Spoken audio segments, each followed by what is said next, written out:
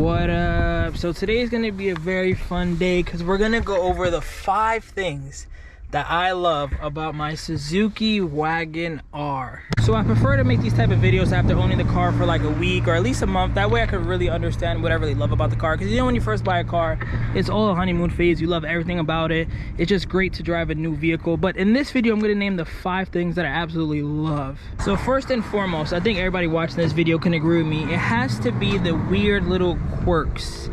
We're gonna get into one of the cooler ones right here. So under the passenger seat, if you pull this little tab, you have a little basket. So like you could just go to the grocery store, go to the bodega real quick, walk around with this, do some shopping. When you're done, walk back to your cool little Wagon R, put it under here.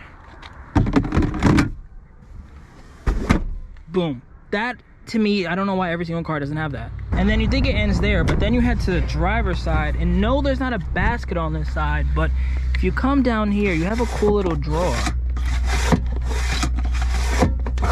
And it isn't even the smallest. You can fit a couple water bottles down here. You could maybe even fit like a nice little iPad, keep it nice and safe. You tuck that back in and boom, it's hidden. So I'd like to say that the 3-door setup is a nice little quirk. There's no door on that side, but then you have 2 on this side, and then even in the back seat, because there's no door or window here, you have all this additional storage. And trust me, when it comes to owning a K car, the more storage, the more little knickknacks where you can hide things, make it a world difference. So that by far is number 1. All right, so number 2 may be a bit controversial, but I'm going to say I love the fact that it's automatic. I feel like part of owning a fun car, regardless if it's a K car, if it's a Supra, whatever that fun car is, I think sharing it with your friends, your family members, or even just people that you want to, like, yo, you can drive it real quick, like just a friend. I think that's half the battle. So having a right-hand drive car, if the person doesn't know how to drive stick, is just too many things for that person to focus on. They got to realize that they don't want to be too much on this side. And then they also have to shift with their left hand. They've never shifted gears in the first place, so it's just all walkie for them. So the fact that this one is automatic, I can let anyone just, hey, you want to drive my car? Hey, just get in. Just gas, brake, gas. It's just easy. It's just like driving a normal car. The only thing you really have to focus on is just, like I mentioned, not being too much on this side and realizing that you're driving on the passenger side. But besides that, I love the fact that it's automatic. I haven't had any issues, and that's my number 2. So reason number 3 is going to have to be the driving experience. I've driven a lot of K cars in my life, a bunch of K trucks, K vans. I owned a Jimny, but I've never owned a K car or really ever drove a K car. And like this being a hot little hatch, it's just a great experience. Like right now, look, I'm doing 100, which also I would like to add that it isn't that loud. Right now I'm doing 95, all right, 95. I'm gonna move over though, but this car is it's just as fun as any other hot hatch. Just as fun as a Civic, a GTI, just any hot hatch. You just point it and it goes. Like right now, look, I'll gas.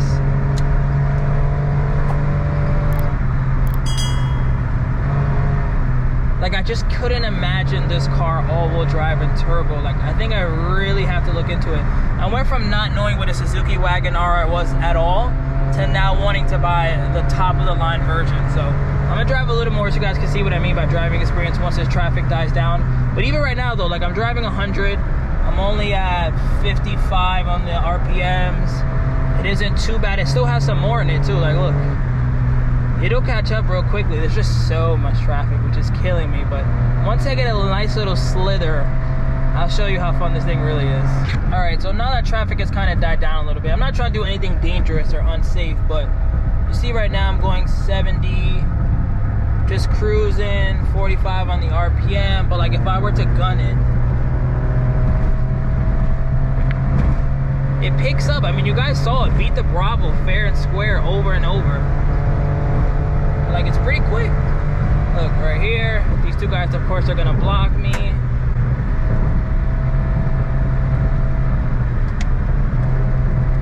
See if I can get around one of them. Nope, we're just gonna build the wall. Gotta love New York driving, man. Gotta love it.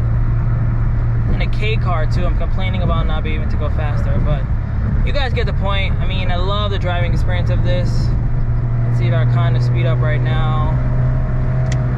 Switch over. It's just, I don't think I've ever owned, actually no, I've never owned a hot hatch. I've owned a bunch of Miatas, GSX, which is all-wheel drive, but I've never owned a hatchback, just period. So like the fact that I own this is just super fun.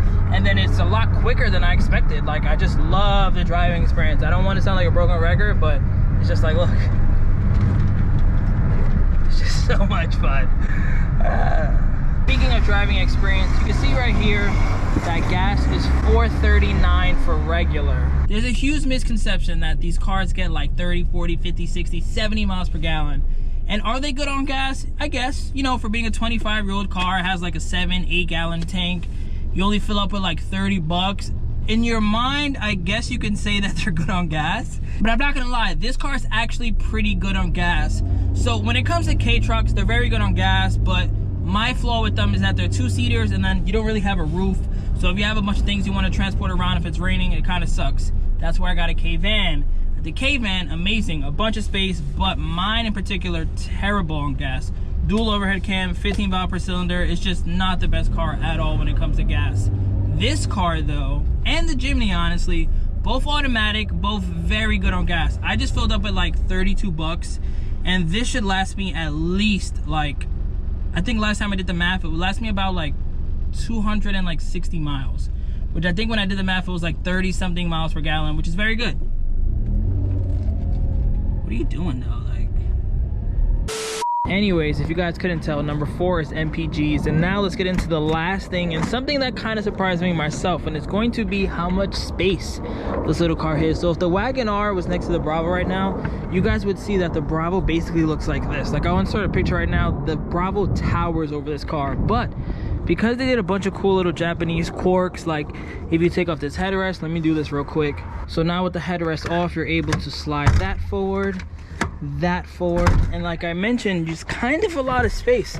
No, it's not as much as my Bravo, but like, look, legs fully out. I could easily close the trunk right now, and I could just sit back here and chill. Like, it's great. And then another little camper fun little fact about this car, and not to mention, you got a full spare down here, which is cool. If we put these seats now back up and we take the driver and passenger headrest off, you get a nice little camper build. The Suzuki Wagon R, I'm not gonna lie, it's ahead of its time. So here's how it looks right now, right? Regular. But then you slide this seat forward, then you push this down, go back here, recline this seat a bit. See that extra room we got? Again, push this down.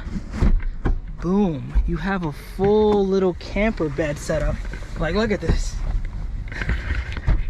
Come on. In a K car, this is basically my Bravo. Not as cool, like I mentioned, it doesn't face the other way, and you can't really do it while you're driving, but both seats do this. Like, look at all this space. So you got the extra trunk space if you have a bunch of things, and if you're going on a long road trip, you guys will definitely see me laying back here one of these days. So those are my 5 favorite things. If I had to add some honorable mentions, I would definitely say number 6 is part support and like global recognition. Like, I didn't know anything about Suzuki Wagon Rs, like I mentioned, but if you go to Up Garage, you go to Yahoo Auctions, there's a lot of parts. Like, a lot of parts. Like, I could get custom tail lights, I could get custom headlights, I could get body kits for this car.